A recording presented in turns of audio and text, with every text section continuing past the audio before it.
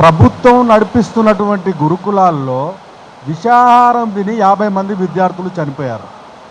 1000 మంది దాకా అస్వస్థగా అయ్యారంటే ఈ దేశంలో ఈ రాష్ట్రంలో ఉన్నటువంటి బడుగు బలహీన వర్గాలందరూ కూడా ఈరోజు పన్నులు చెల్లిస్తూ వేల కోట్ల రూపాయలు కడుతున్నటువంటి ఈ ప్రభుత్వము వాళ్ళ పిల్లలకు సంబంధించినటువంటి యొక్క గురుకులాలలో కనీసం అన్నం పెడతలేరు, కనీసం వాళ్ళకు సౌకర్యాలు కలిగిస్తలేరు. అంటే ఈ ప్రభుత్వాలు ఎక్కడికి పోతుందో ఒక్కసారి ఆలోచించుకోవాలి మిత్రులారా.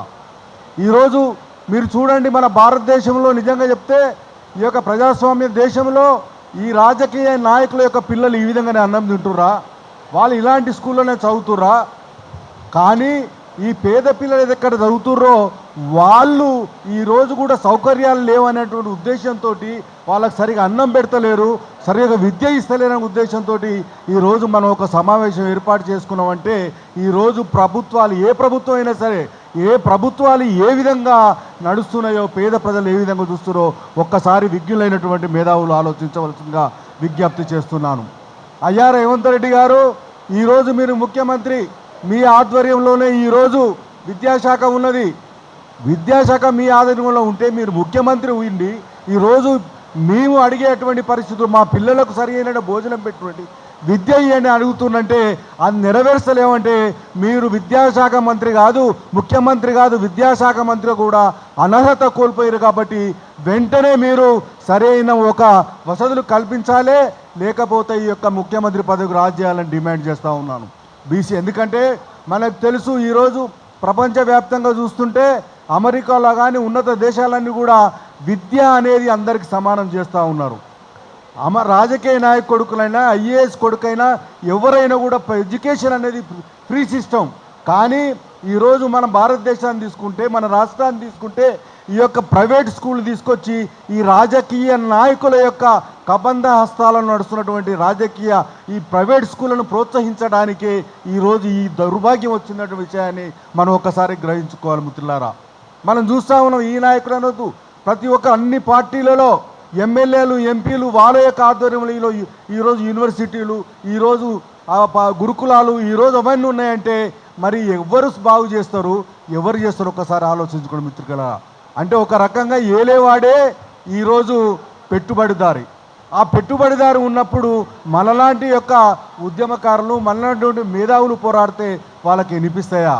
కాబట్టి ఒకటే నేను చెప్తా ఉన్నాను, ఈరోజు చెప్పాడు మిత్రుడు, సార్ చెప్పాడు, వెంకటరెడ్డి గారు సారు, ఈ పిల్లలకే ఒకవేళ ఓటు హక్కు ఉంటే ఖచ్చితంగా 100% వాళ్ళకి అన్ని సమకూర్చేవాళ్ళు.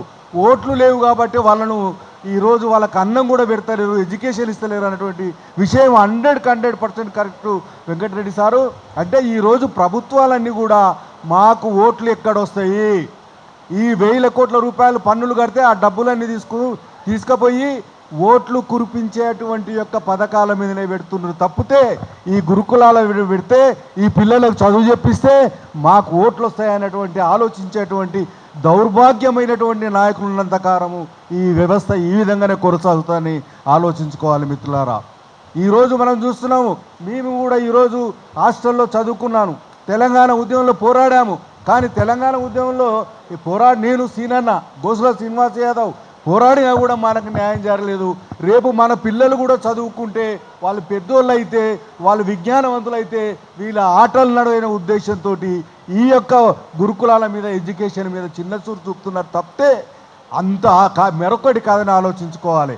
కాబట్టి ప్రజాస్వామ్యవాదులారా, ఖచ్చితంగా మనం అందరం కూడా ఇలాంటి నాయకులను చైతన్యం చేసి ఇలాంటి నాయకులను బుద్ధి చెప్తేనే వాళ్ళకు దారికి వస్తారు. చెప్తే మనం విజ్ఞాపన పత్రాలు ఇస్తానో, మెమోరాండాలు ఇస్తానో, రౌండ్ టేబుల్ పై సమావేశాలు ఏర్పాటు చేస్తానో వాళ్ళకు చెవులకు ఎక్కవు. కాబట్టి ఏదైనప్పుడు కూడా మన పిల్లలందరూ కూడా చదువుకోవాలి. మనం ఖచ్చితంగా పోరాటం చేశాము, ఇవి అన్న చేసి నేను అనుకున్నాను ఈరోజు మరి బీసీల సబ్జెక్ట్, నేను ఒక బీసీ నాయకుని కాబట్టి బీసీల సబ్జెక్ట్ కాకుండా గురుకులాలంటే ఈ గురుకులాలకు నిజంగా ఇంత బీసీలు కాదు ఈరోజు గురుకులాల మీద పోరాడే సీనాను తీసుకున్నది 100% కరెక్టు. ఎందుకంటే ఈ దేశానికి పేద వర్గాలు, ఈ పిల్లలు వెన్నెముక లాంటి వాళ్ళు, వీళ్ళు బాగుపడి ఆరోగ్యంగా ఉండి చదువుకొని ముందుకు వస్తేనే ఈ రాష్ట్రం కానీ దేశం బాగుపడుతుంది. కాబట్టి మంచి కార్యక్రమం తీసుకున్నారు. మీరు తీసుకునేటువంటి ఏ కార్యక్రమం అయినా మేమందరం కూడా ప్రజా సంఘాలుగా కలిసి వస్తామని సీనన్న ముందు ముందు ఇంకా కార్యక్రమాలు తీసుకొని ఈ యొక్క అంశం మీద పెద్ద ఎత్తున పోరాటం చేయాలని కోరుతూ